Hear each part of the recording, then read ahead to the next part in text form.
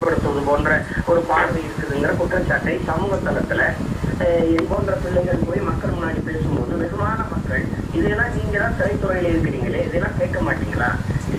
1311 கோடி ரூபாய் லாபத்தை ஈட்டியிருக்கிறது.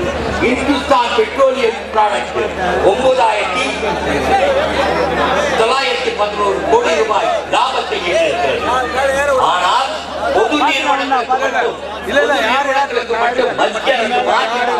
85,000 கோடி ரூபாய் மானியம் தருகிறது. லாபத்தில் இயங்குகிற தொழிற்சாலைகளுக்கு மானியமாக தருகிறது.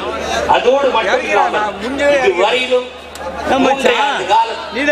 இவர்கள் ஆட்சிக்காரத்தான் திமுக காங்கிரஸ் கூட்டணியில் ஆட்சி வகித்துக் கொண்டிருக்கிற இவர்கள் 20 முறை பெட்ரோல் டீசல் விலை உயர்த்திருக்கிறார்கள்.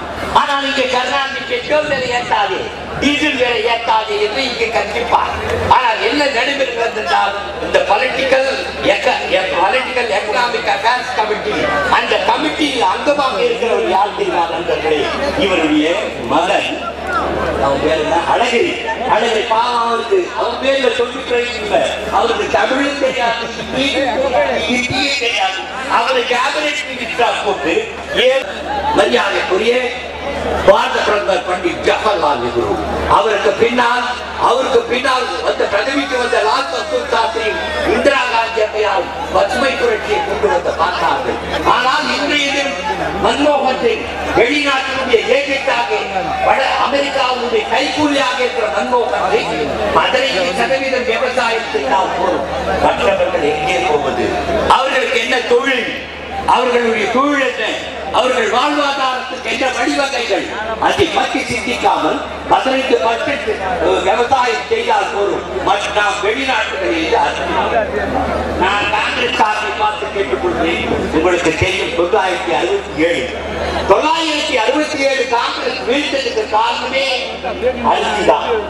அந்த அரிசி மக்களுக்கு தர மறுத்ததற்கு காரணமாக மன்மோகன் சிங் போன்ற பிரதமர் சட்டமன்ற உறுப்பினர் அமைச்சராக இந்த பக்தவச்சல் காலத்தில் ஏற்பட்ட இன்னலின் காரணமாக தான் மக்கள் கொதிப்படைந்தார். அந்த நேரத்தில் புரட்சி தலைவர் குண்டடிப்பட்டார். அந்த நேரத்தில் தான் நாம் ஆட்சிக்கு வந்தோம். காங்கிரஸை ஒழித்தோம். காங்கிரஸை ஒழித்தது புரட்சி தலைவர். ஆனால் காங்கிரஸை துளுத்து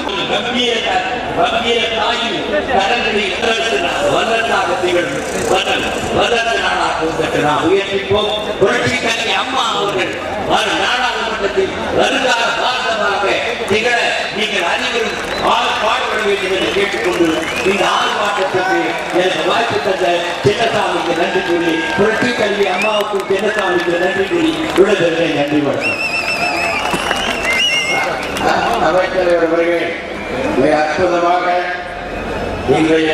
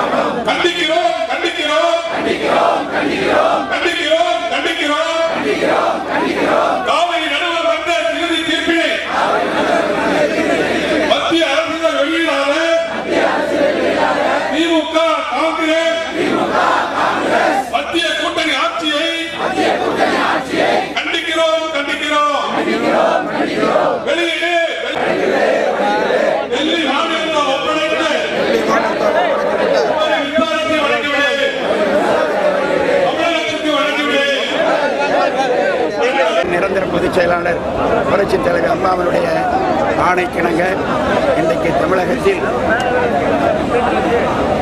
32 மாவட்ட தலைநகரங்களிலும் இன்றைக்கு ஆர்ப்பாட்டம் மக்கள் பிரச்சனைகளை வைத்து கடைபிடித்துக் கொண்டிருக்கிறது.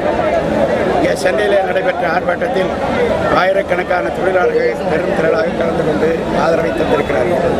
மிக முக்கியமான எங்களுடைய கோரிக்கை என்பது காவேரி நதிநீர் ஆணையத்தினுடைய தீர்ப்பை, சுப்ரீம் கோர்ட்டினுடைய தீர்ப்பை அரசு இதழில் வெளியிட வேண்டும் என்பதுதான் எங்களுடைய பிரதான கோரிக்கை.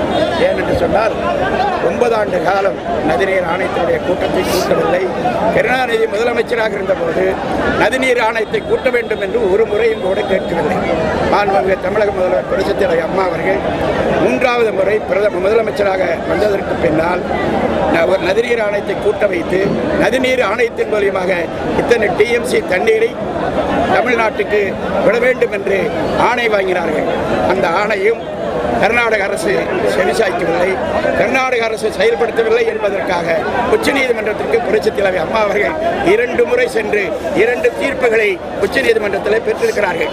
தமிழகத்திற்கு நதிநீர் ஆணையம் வழங்கிய பிரகாரம் தண்ணீரை திறந்துவிட வேண்டும் என்று சொல்லியிருக்கிறார்கள். ஆனால் இதுவரையிலேயும் தண்ணீரை திறந்து விடாதனால லட்சக்கணக்கான பயிர்கள் சேதமாகி இன்றைக்கு காவேரி டெல்டா பகுதியில் தஞ்சாவூர் மாவட்டத்தில் இன்றைக்கு டெல்டா பகுதியில் தஞ்சை தரணி என்று சொல்வார்கள், அந்த நெல் களஞ்சியம் இன்றைக்கு முழுமையாக செயல்படுத்த முடியாமல் காய்ந்து அதற்கு அம்மா அவர்கள் ஒரு ஏக்கராவுக்கு 20,000 ரூபாய் நஷ்டீடு கொடுப்பதாக சொல்லியிருக்கிறார்கள். இதுவரைக்கும் எந்த அரசும் விவசாயிகள் இழப்பீட்டுத் தொகையை இவ்வளவு கொடுத்ததாக வரலாறு கிடையாது. ஆனால் தாயுள்ளத்தோடு அம்மா அவர்கள் அதில் வழங்கியிருக்கிறார்கள். அதோடு மட்டுமல்ல, பெட்ரோல், டீசல், கேஸ் போன்ற அனைத்து மக்களுடைய அத்தியாவசிய பொருட்கள் அனைத்தையும் இன்றைக்கு மத்திய அரசு உயர்த்தியிருக்கிறது.